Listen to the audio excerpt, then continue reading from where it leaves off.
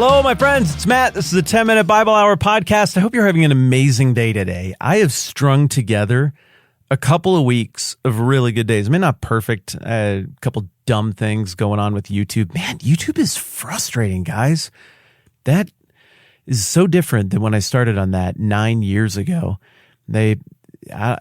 I don't know. I get into the whole thing. I'm not sure what you do with a YouTube channel anymore, exactly how you make that thing work. And I have really big ideas for a next thing that I'm doing there. I'm working on it.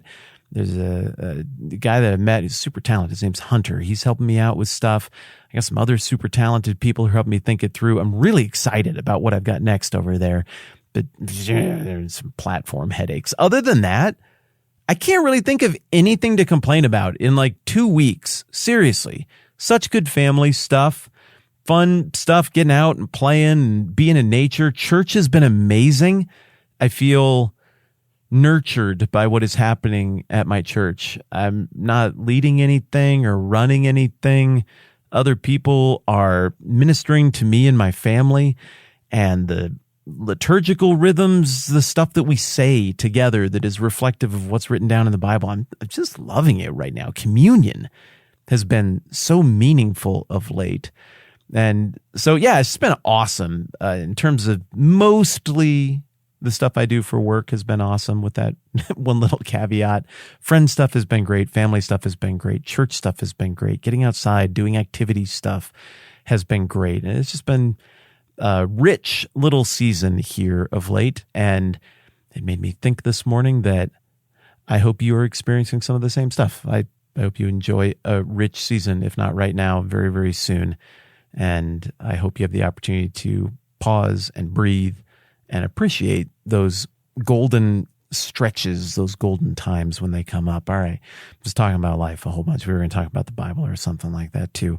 This business about the tables being turned in Esther, I think, is such an interesting turn of a phrase. We dug into that phrase yesterday in Esther 9:1, and it looks like literally how the tables have turned is probably, it wasn't a euphemism, what would you call it? A saying. It wasn't a saying when the book of Esther was written down, which, as we've discussed, I believe happened somewhere probably in the 400s BC, maybe in the reign of Artaxerxes or Darius II. And at that time, it looks like that probably wasn't a phrase. It looks like the modern English equivalent of the well-known concept, though, was the tables had turned. Now, Esther and Mordecai were playing from the side of the board that previously Haman and his ilk had been playing from, and everything was changed, and that was massively consequential. And the one who did the turning of the tables is God, whose name doesn't get mentioned at all in the entire book. And what a compelling image that whole thing is, right? You got these two parties, they're sitting down at the board, and they didn't start from a position of equal power, of equal footing, but the one side is just getting their butts handed to them, and the other side is gloating and dominating. And this is a game where when you lose, you die. And then some unseen force comes out of nowhere, and without even needing credit, and somehow believing that it would be better if his name weren't even mentioned, he just authoritatively, decisively, and without anybody being able to squirm or argue, like, that's not fair, you can't do that, just lifts up the table, flips the board around, and is like, there, go ahead and play out the final move or two, just like that. And the fate of everything pivots in just a wild kind of way. So I love that phrase, the tables had turned. It just captures the imagery of reversal that so characterizes Esther.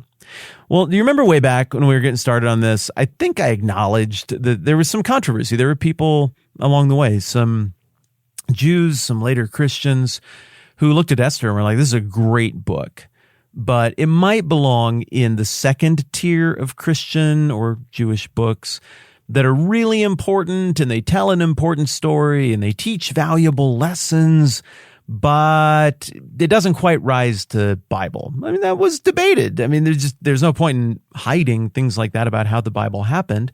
Some of the books were absolutely agreed upon and never disputed on any level ever. Everybody was always in. Some of the books saw a little bit of debate and dispute. And Esther was one of those books. Others were overwhelmingly rejected and never seriously considered as part of the Bible at all, but people still thought they were valuable, and we still have some of those today. Esther falls into that lightly debated, somewhat debated category, and one of the reasons why is because God doesn't get mentioned in it, and because some folks over the centuries read it and were like, it's a beautiful story about Jewish nationalism, and that's wonderful that they have that story, but it doesn't really demonstrate how the redemptive plan moves forward. Well, I disagree with that take. I think this is absolutely ordained by God to be in the Bible, within the canon of Scripture. And one of the reasons is because you're getting to one of the real thin danger spots in all of history where God's redemptive plan theoretically could have derailed. And instead of letting that happen, he keeps it on track, even moves it forward assertively without ever even needing to be mentioned in that book. I think that's a very powerful reason to have it in there. But the other reason, or another reason, I think this just obviously is Bible beyond the obvious excellence of the whole thing, is this theme of reversal. Esther sits pretty close to the middle of the Bible. It's the end of the narrative stuff, the way most Bibles are arranged. And if you go backwards from Esther or forwards from Esther in the Bible, you see that reversal is on either side of it. I mean, think about the whole grand narrative of the Bible. It's a reversal of the curse. It's a reversal of the human problem. It's a turning of the tables on sin and death and entropy and chaos and destruction. And what looks like it should be an obvious L gets turned around into a gigantic W for the glory of God and to the benefit of those who are in him as the story unfolds. So it's not just Esther that is about a turning of the tables. It's the whole thing that is about a turning of the tables. And that's accomplished with a whole bunch of little turning of the tables micro stories throughout. Like, oh no, God's chosen people are trapped against a giant body of water, and they got old ladies and donkeys and babies, and they got bread strapped to their back. They're totally going to die. The best military in the world is hot on their heels. And then reversal, the sea parts, and they walk through. It's crazy to think about that image and what that means. You know, you keep crawling through the Old Testament. Oh no, God's chosen people, they're going to get stuck out in the desert and die because there's nowhere else for them to go. They can't go back to Egypt. They can't stay out here. They've got to go conquer the land that was promised to them. But it's full of giants. It's really tough. And the first city they come to is a walled city with all kinds of massive problems and weird stuff about it, but you just can't beat it.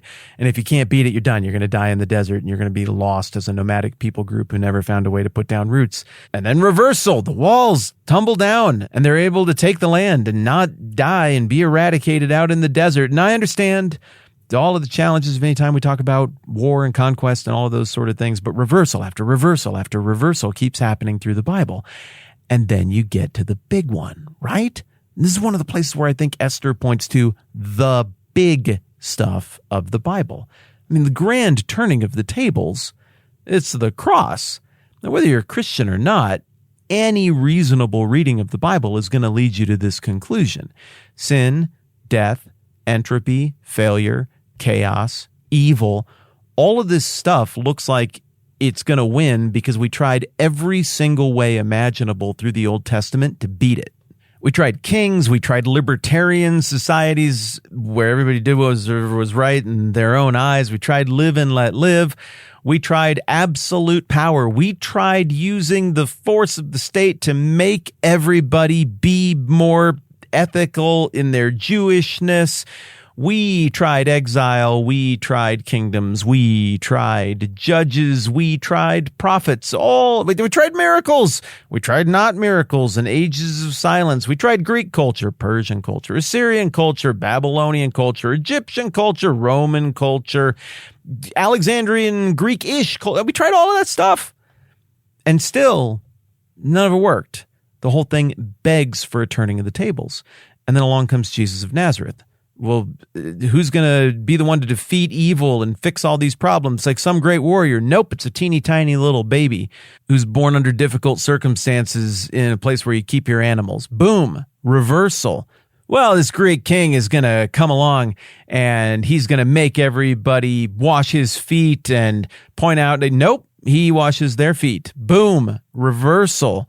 Well, he's going to do a thing where eventually he marches on the Capitol in a great show of force, like a great conqueror like Alexander the Great, riding in on his armored war horse to make a statement. Nope. No, he doesn't show up to Jerusalem the way Alexander showed up 300 years earlier. Shows up on a donkey. Reversal. Well, the religious leaders are going to be the good guys. They'll help everybody be more religious. And then the bad guy, he'll get what's coming to him. He'll get crucified, executed on a cross. Nope. Reversal.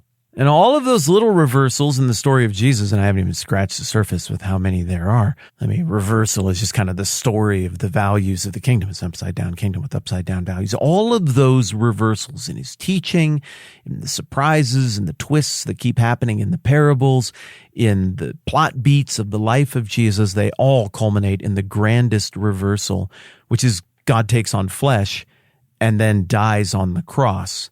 And he pays for the sins of humanity. He fixes what was broken at his expense instead of assigning those charges to the people who actually need to pay them off. That's quite the reversal. And in that moment, the tables are turned on the human problem. Death, sin, failure, chaos, all of that stuff. And so I know I've fixated on this phrase for 3 days now in 3 different ways, but this is the big one, right? And this is part of the beauty of Esther. I mean, we can stretch a bunch of other things like, oh, somebody, got lifted up and died and got lifted up on something that kind of resembles a cross. Maybe somehow Haman kind of, I don't know. Maybe there's some imagery that carries over, but the biggest theme that carries over from Esther to the big, big redemptive plot of the Bible is the theme of reversal. Then that's what you get in the cross and in the resurrection. And I think it's just magnificent. And that's what I was going to say today. That's what I did. I meant what I said at the beginning. I genuinely hope that you are finding beautiful, awesome, redemptive things in your life right now, and that you're able to slow down enough and appreciate the awesome things about this moment. Even if the moment's hard, there's awesome stuff about the moment. And I hope you're able to savor it wherever you're at right now. And I'm so grateful to you for listening to me talk about what's been a really beautiful stretch in the life of our family. Okay, that's all I got. I'm Matt. This is the 10-Minute Bible Hour Podcast. Let's do this again soon.